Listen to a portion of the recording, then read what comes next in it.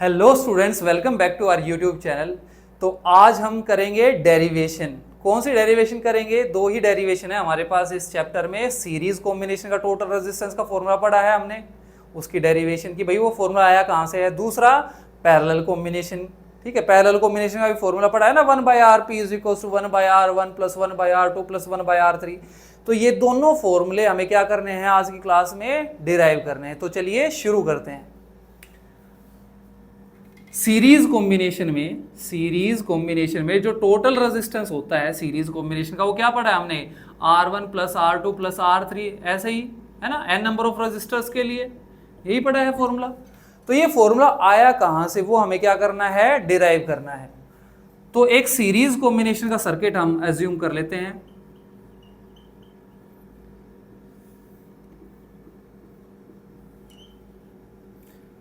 ये है resistance R1, ये है R2 और ये है R3 और ये V वोल्ट की बैटरी के साथ कनेक्टेड है। अब अगर आपने हमारे प्रीवियस जो भी लेक्चर्स हैं वो अच्छे से अटेंड किए हैं तो आपको पता होगा कि भाई जो टोटल वोल्टेज जो इसको मिल रही है वो कितनी मिल रही है, V1। इसको कितनी वोल्टेज मिलेगी, V2। और इसको कितनी मिलेगी वोल्टेज, V3। क्योंकि देखो सीरीज में वोल्टेज जो है या फिर पोटेंशियल ड्रॉप सेम नहीं होता, करंट सीरीज में सेम होता है। और ये V1, V2 और V3 ये किसके इक्वल होगा, V के इक्वल होगा। जो टोटल वोल्टेज जो होगी ना वो किसके इक्वल होगी, V1 + V2 + V3। मान लिया ये एक 100 वोल्ट की बैटरी है, 100 में से 20 वोल्ट यहाँ ड्रॉप हो गया, 30 यहाँ हो गया, तो यहाँ पे कितना होगा, 50। इन सब का सम किसके इक्वल आना चाहिए, कितने वोल्ट की बैटरी यहाँ कनेक्टेड है उसके इक्वल। तो हमने क्या एज्यूम किया है, यहाँ पे V वोल्ट की बैटरी कनेक्टेड थी, तो ये किसके इक्वल है, V1 + V2 + V3 के। अब V क्या है, टोटल वोल्टेज। तो टोटल वोल्टेज में क्या आएगा, ओम्स लॉ अगर मैं यहाँ पे लगाऊं तो V = क्या होता है, I। टोटल करंट, यहां से कितना करंट निकला, और क्या आएगा यहाँ पे, टोटल रेजिस्टेंस। क्या आएगा यहाँ पे, इस पूरे सर्किट का क्या लिखा जाएगा यहाँ पे, टोटल रेजिस्टेंस। और अगर सीरीज कॉम्बिनेशन पे है तो हम क्या लिखेंगे, RS लिखेंगे यहाँ पे, क्योंकि ये कैसा है, रेजिस्टेंस टोटल सीरीज कॉम्बिनेशन का है। अच्छा, V1 की वैल्यू लिखेंगे तो V = IR तो होता ही है, लेकिन क्या लिखेंगे, I1 R1। V2 की जगह क्या लिखेंगे, I2 R2। और V3 की जगह क्या लिखेंगे, I3 R3। क्योंकि हमें पता है V = क्या होता है, IR के इक्वल। जब V1 निकालेंगे तो I1 R1 ऐसे पुट करना होता है हमें। अब हमें एक टर्म और पता है कि सीरीज में क्या चीज सेम होती है, करंट सेम होता है। इस रजिस्टर को जो करंट मिला उसको हम क्या बोलेंगे, I1। इसको जो करंट मिला वो क्या बोलेंगे, I2। और इसको जो करंट मिला वो क्या है, I3। और ये तीनों के तीनों सीरीज में है ना, तो सब किसके इक्वल होंगे, I के ही इक्वल होंगे। सभी के सब किसके इक्वल होंगे, I के, क्योंकि करंट सीरीज में सेम है। यहाँ पे 10 एम्पेयर करंट है तो इसको भी 10 एम्पेयर मिलेगा, इसको भी 10 एम्पेयर, और इसको भी कितना करंट मिलेगा, यहाँ पे 10 एम्पेयर ही मिलेगा। 10 एम्पेयर ही करंट सभी के पास होगा। एग्जांपल लिया है हमने। अभी के लिए हमने क्या मानना है, करंट I करंट एज्यूम किया है, तो सबको करंट क्या मिलेगा, I ही मिलेगा। I1 I2 I3 सब किसके इक्वल है, I के इक्वल है। तो चलिए इसमें पुट करते हैं ये values. IR1 + IR2 + IR3। I देखो इसमें क्या आ गया, कॉमन आ गया।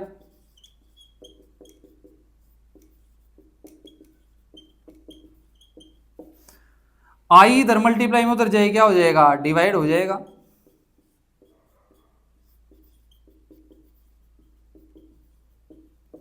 I से I कैंसिल। तो जो टोटल रेजिस्टेंस होता है सीरीज कॉम्बिनेशन का वो क्या होगा, R1 + R2 + R3। अब इसी को ही हम लिख सकते हैं for n number of registers. For n number of registers, for n number of registers, total resistance जो होगा सीरीज कॉम्बिनेशन का क्या होगा, R1 + R2 + R3 up to n number of registers. तो यही फॉर्मूला हमने पढ़ा था प्रीवियस जो भी लेक्चर्स हैं उनमें, हमने इसके क्वेश्चंस भी सोल्व किए हैं बहुत सारे। तो अब नेक्स्ट जो है वो हम पढ़ते हैं पैरेलल कॉम्बिनेशन।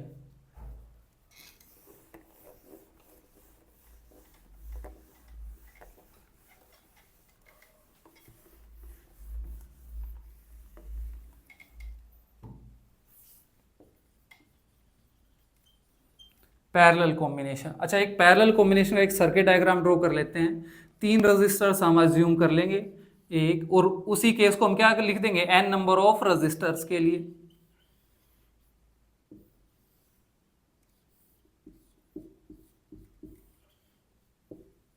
V वोल्ट की बैटरी कनेक्ट कर दी, ये है R1, ये है R2 और ये है R3।